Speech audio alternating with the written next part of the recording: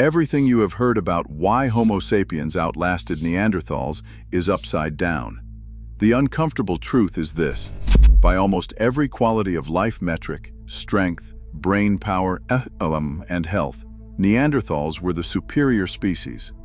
Some could crush 600 pounds with a single hand. Their women outmuscled today's elite male athletes, and their brains were even larger than ours. Yet here we are. Not because we were better, but because we were more. The real story begins when you measure what we lost. Neanderthals were not just built differently, they were built for power. Their skeletons tell the story in every line and ridge. The long bones, especially the humerus and ulna, have thick cortical walls far denser than anything found in modern humans. Cross-sectional scans show that these bones could absorb impacts and handle bending forces that would snap our arms like twigs. Muscle attachment scars, entheses, are deeply etched and oversized, evidence of massive muscles that worked overtime day in and day out.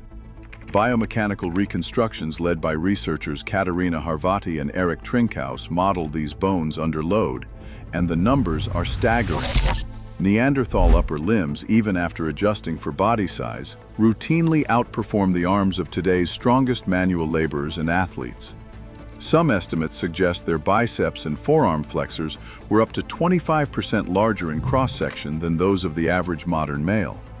Their shoulders were broad, their chests barrel-shaped, and their trunks built for explosive power. These are not just cosmetic differences.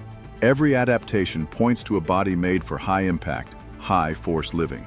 Finger bones and wrists widen into broad, thick phalanges with oversized tips. Studies of muscle attachment areas on Neanderthal hands show a pattern that sits above even the most power-trained modern groups. While no peer-reviewed study has pinned down a single number for grip strength, biomechanical models suggest a force capacity that, if mapped onto today's strength athletes, would land at the very top of the charts.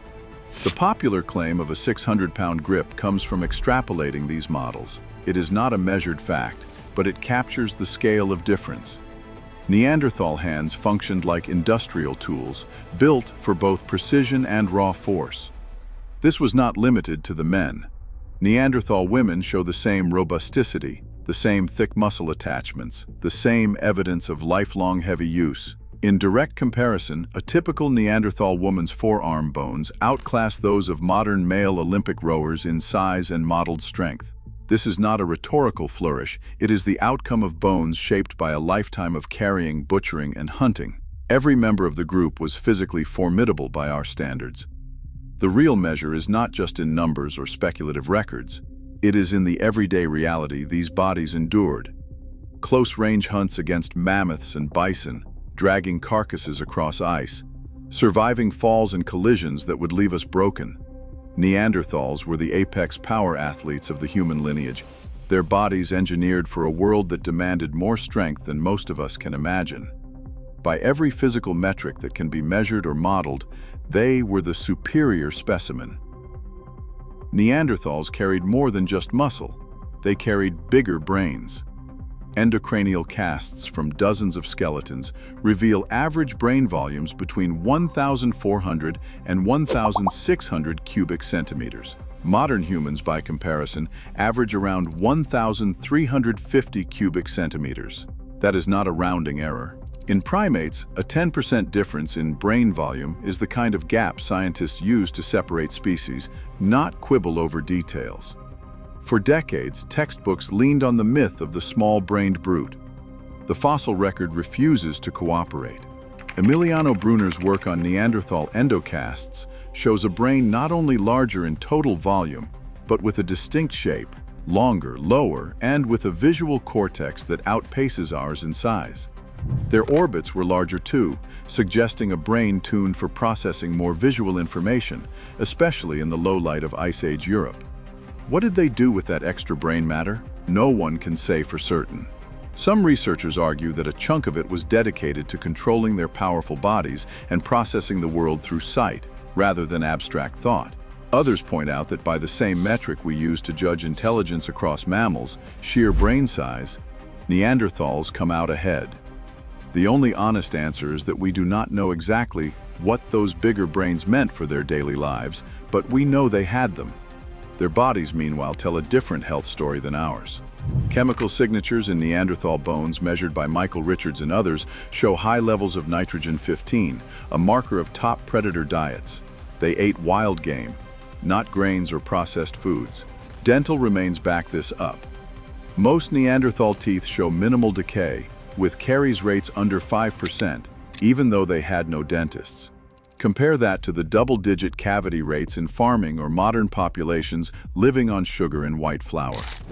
Their skeletons show the wear and tear of a hard life, but not the chronic diseases that define ours. There is no sign of obesity, diabetes, or cardiovascular disease, the hallmarks of modern metabolic crisis. Their health problems came from living hard, not living wrong. Every line of evidence, from brain volume to diet to disease, points to a species that was physically and mentally equipped for its world. The old story of the primitive Neanderthal falls apart under the weight of these numbers.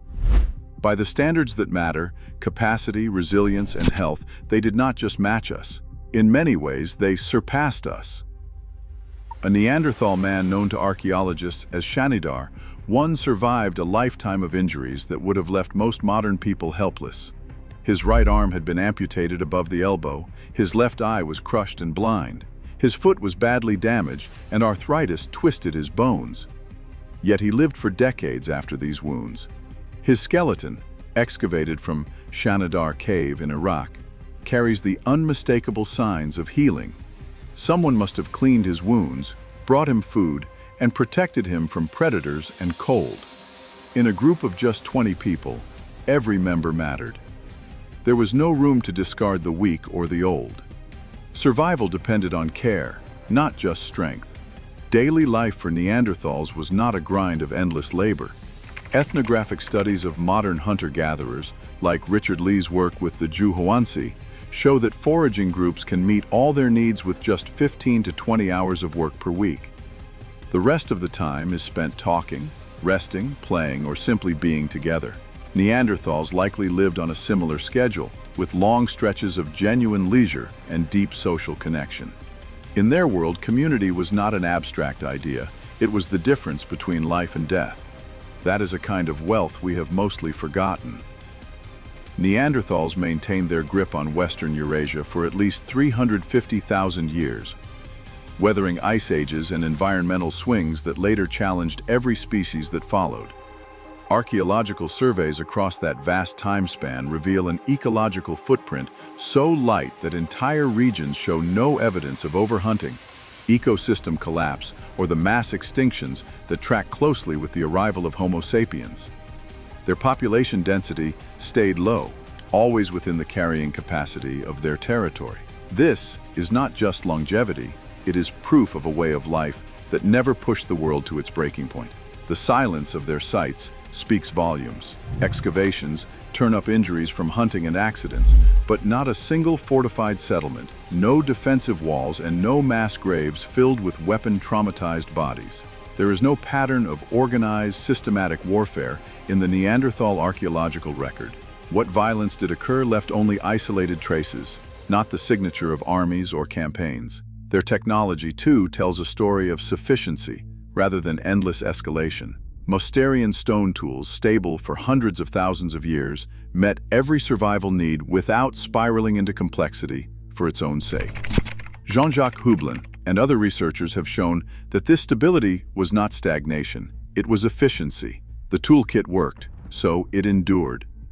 While Homo sapiens raced ahead with innovation and expansion, Neanderthals proved that survival does not require constant reinvention. By the metrics of sustainability, peace, and effective technology, they set a standard we have yet to match. Genetic evidence tells a story that bones and artifacts cannot. The Neanderthal genome, sequenced by Svante Pääbo's team and later refined by K. Proofer and colleagues, reveals a population that was always thin on the ground. Their effective population size, what geneticists call NE, was astonishingly low, sometimes dipping below a few thousand breeding individuals across all of Eurasia. In contrast, Homo sapiens arrived with bigger networks, faster reproduction, and the momentum of expansion. The numbers were not just different, they were overwhelming. When the two species met, the outcome was not a clean replacement. Modern non-African humans still carry between 1 and 2% Neanderthal DNA, proof of repeated interbreeding. This is not a footnote, it is a signature written in the genome of nearly every person outside Africa. Neanderthals did not simply vanish, they were absorbed, piece by piece, into the larger tidal wave of Homo sapiens. The superior body, the robust health, the close-knit community, all of it was no match for a species that could outnumber, outbreed, and outlast. Survival in the end was a numbers game. The Neanderthals lost, not because they were weaker or less fit, but because they were outnumbered at every turn. We measure progress by conquest and growth, yet Neanderthals thrived for 350,000 years without destroying their world. As modern crises escalate, such as climate collapse, epidemic loneliness, and runaway consumption, their vanished legacy exposes our own. Survival isn't the same as living well. Sometimes the winners rewrite the definition of better.